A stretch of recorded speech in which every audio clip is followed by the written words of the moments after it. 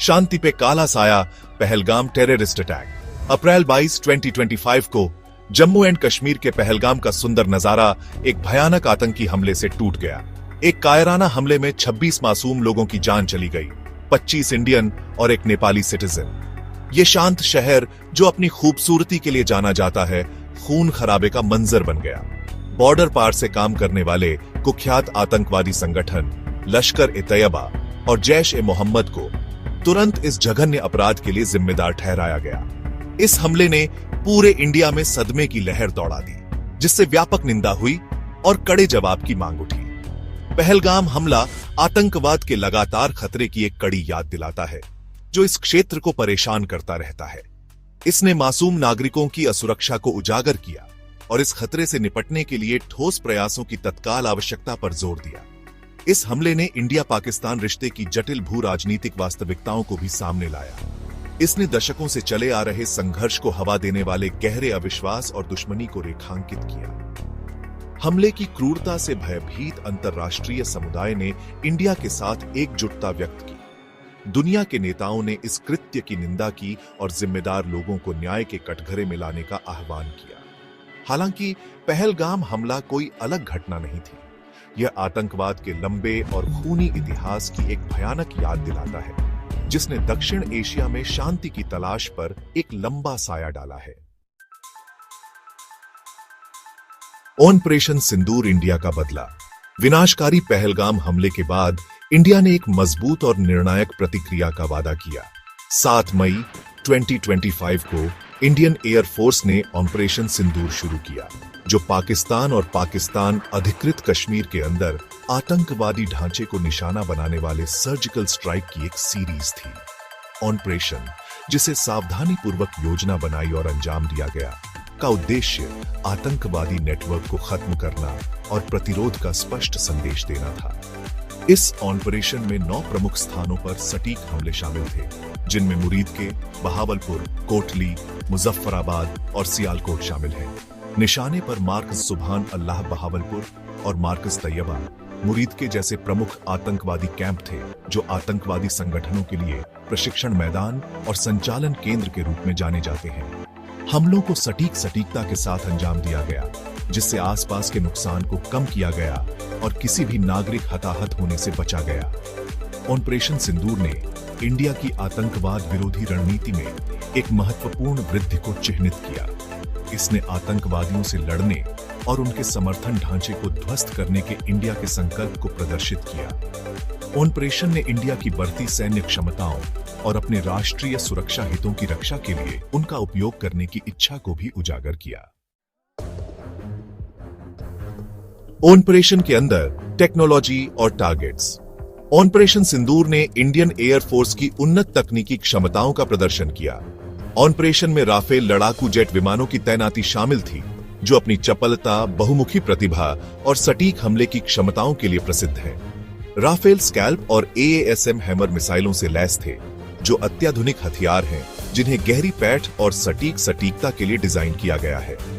Scalp मिसाइलों अपनी लंबी दूरी और जमीन से सटे क्षमताओं के साथ दुश्मन के इलाके में गहरी उच्च मूल्य वाली प्रतिष्ठानों को निशाना बनाने के लिए इस्तेमाल की गई। AASM हैमर मिसाइलें, जो अपने सटीक मार्गदर्शन प्रणालियों के लिए जानी जाती हैं, छोटे कठोर लक्ष्यों के खिलाफ तैनात की गईं। इन उन्नत हथियार प्रणालियों के उपयोग ने आसपास के नुकसान को कम करते हुए हमलों की प्रभावशीलता सुनिश्चित की। ऑपरेशन सिंदूर के लक्ष्यों को खुफिया जानकारी और सावधानीपूर्वक योजना के आधार पर सावधानीपूर्वक चुना गया था।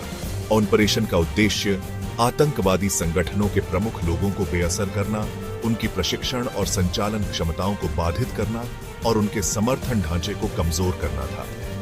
ऑपरेशन की सफलता आश्चर्य के तत्व, सटीक निष्पादन और अत्यधिक बल के उपयोग पर निर्भर करती थी। सेक्शन 4 दावे और प्रतिदावे। दावों और प्रतिदावों की जंग। ऑपरेशन के बाद इंडिया ने दावा किया कि उसने आतंकवादी ढांचे को काफी नुकसान पहुंचाया है और बड़ी संख्या में आतंकवादियों को बेअसर कर दिया है।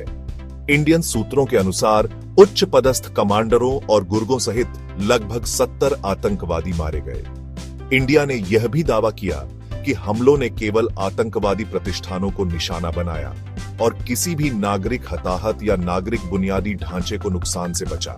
हालांकि पाकिस्तान ने इंडिया के दावों का खंडन किया, आरोप लगाया कि हमलों के परिणाम स्वरूप नागरिक हताहत हुए और धार्मिक स्थलों को नुकसान पहुंचा।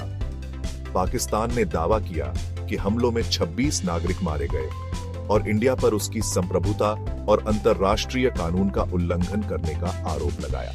पाकिस्तान ने यह भी दावा किया कि उसने ऑपरेशन के दौरान 5 इंडियन जेट विमानों को मार गिराया, एक दावा जिसका इंडिया ने जोरदार खंडन किया।